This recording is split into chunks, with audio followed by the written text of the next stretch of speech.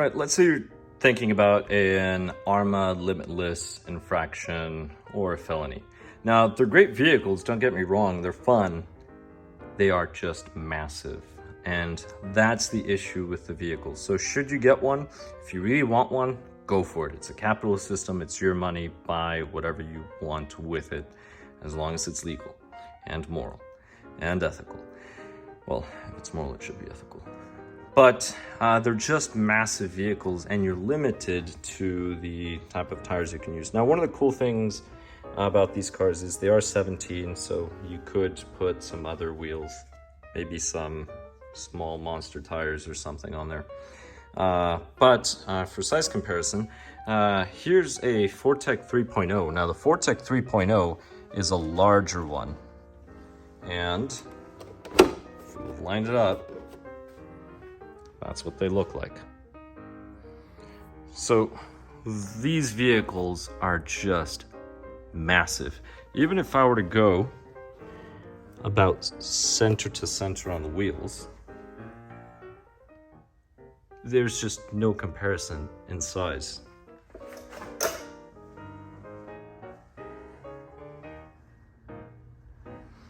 Obviously, I've run this one a bit. So that's something else to keep in mind. Let me go ahead and put this sideways. Now the body's not clipped on, so it'll probably fall off. But this will probably be a good comparison as well. So if I just place them like this, that'll give you an idea of the size. Now, the Limitless, for example, just like the other ones, they're based off the same chassis. So Limitless, Infraction, Felony, they're all based on the same. So you can put two batteries there.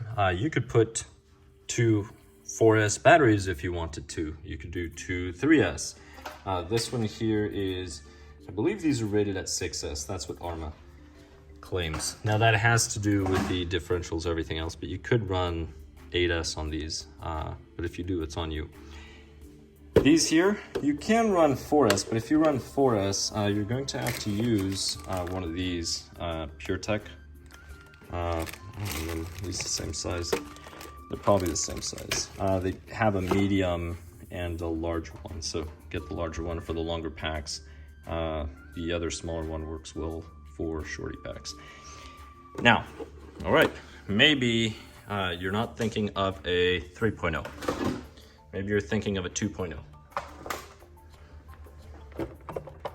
There's the 2.0. Now the 2.0 is smaller than the 3.0, so if you've seen my video comparing the 3.0 with the 2.0, you've seen it. Width is very similar though. This is a 200 millimeter body.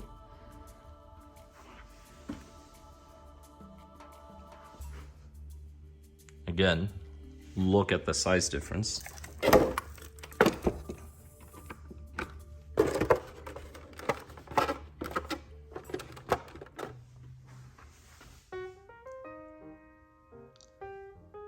I mean, massive size difference.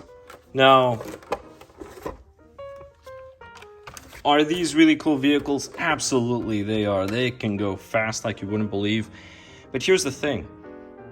They're a lot heavier vehicles. So because they're a lot heavier vehicles, well, if you hit something, guess what's going to happen? And every part to replace is going to be more expensive. Yes, they're more durable, but if you hit something at 90, yeah, these have the potential of going 90. You can actually break 100. You can go really high. But let's pick a speed that's, I guess, more common. 70 miles per hour. They can do 70 miles per hour. You've seen my Fortec, not this one, but this one. This one, I have running videos. Do watch those if you have not. This one can break 70 miles per hour, no problem. Absolutely no problem. It tracks really nice. The body's pretty beat up. But if I hit something with this, which I have crashed this vehicle, it weighs less, so there's less damage. This one's a lot heavier. All of that momentum has to transfer somewhere, probably in braking components. These are a lot less expensive, easier to find. These are going to be more expensive, harder to find. You're probably going to end up ordering everything online that you break here, because most hobby shops are not going to carry it. Versus this one, hobby shops are probably going to carry those parts. That's something else to consider. Now with the Fortec, you can replace the wheels, and then once you get regular touring car wheels, guess what? You can run 190mm bodies, touring car bodies. And this one I think is an old US GT body. But you don't have to worry about managing speed because these bodies work great. Now, let's just say you do want to run a 200mm body. You can run them, they make them, and then you can get foam tires. Foam tires, they can really adhere to prepared surfaces like you wouldn't believe. Now, shocks, yes, everything on this one, I'm gonna say in general, this is a much higher quality vehicle. Much higher quality vehicle than this. By far, long shot. They don't even compare. Not at all. If you have one, or if you don't have one, I mean, there's no way you can compare the quality of this Arrma versus this Traxxas. But they're not competing against each other. They're not competing in quality, they're not competing in price, they're not competing in anything. I mean, price point, you can buy one of these for one felony or one infraction. If you have a Limitless, depending on the electronics that you put in there, maybe it's 2, maybe it's 3 that you could have purchased. So those are some of the things to keep in mind. Also, keep in mind the following. Do you have a place nearby where you can run them? Near you where you can run them? If you do, great. If you don't, well, there's going to be another issue.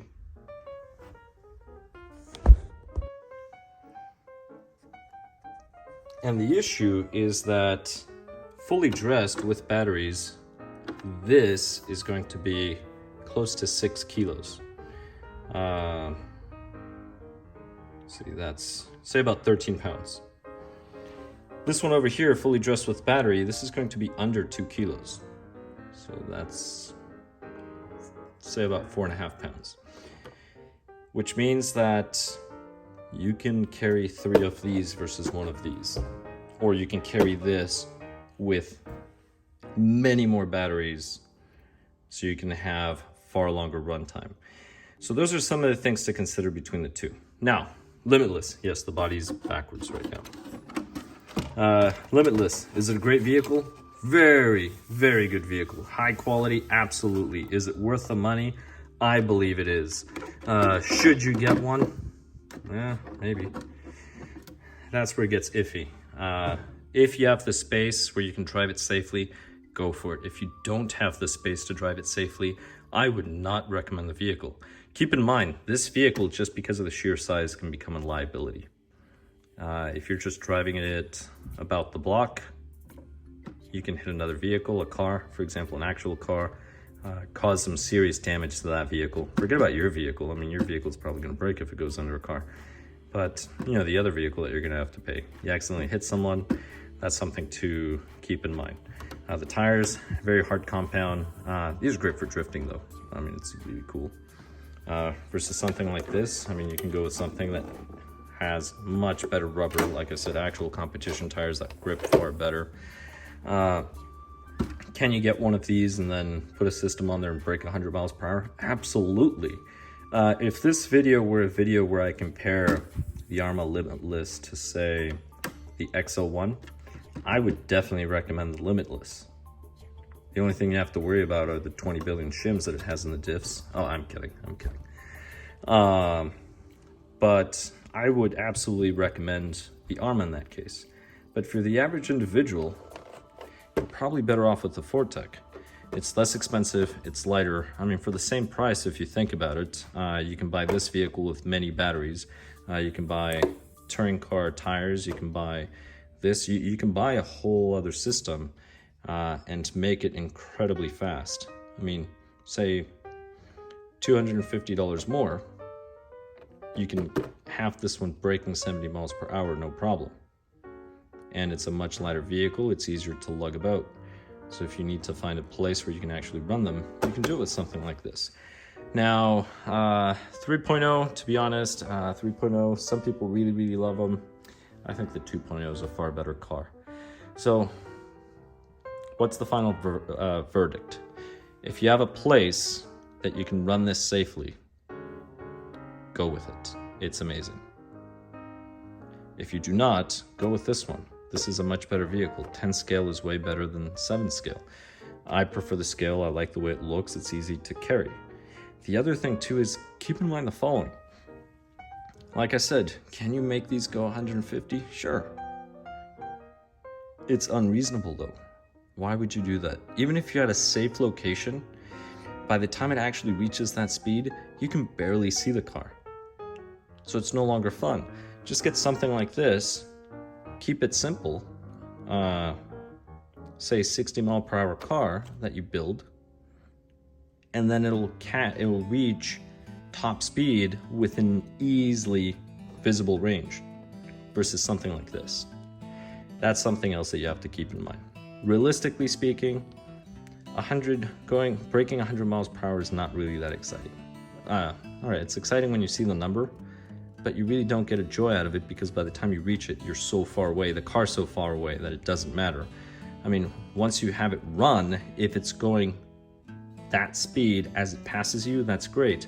But keep in mind, if it's passing you and you're at the same level, you're putting your health in danger. You're putting your life in danger. I mean, if that thing hits you in the ankles, goodbye ankles. It's gonna break your legs. This would hurt. It would hurt a lot. Don't get me wrong. But it's a third of the weight, which means if these two things are going the same speed, but this is a third of the weight, then this will have only a third of the energy. That's going to have 3 times the amount of energy when it hits you. That's something else to keep in mind. Also keep in mind the design. This is not going to feel well. I mean, none of it's going to feel well, but at least this has foam that will absorb some of the impact. So, that being said, again, amazing vehicle. Those Arrma vehicles are amazing, but they are not for everyone. Keep that in mind. So for this, what would I recommend for the average individual? Definitely the Fortec 2.0. Fortec 3.0, forget about that one. Unless it's the Supra. That's just a really cool car. Thank you very much for watching. I hope this was useful, helpful. Please subscribe if you have not, and I'll catch you in the next one. What? Oh, my hair! My arm! My rod!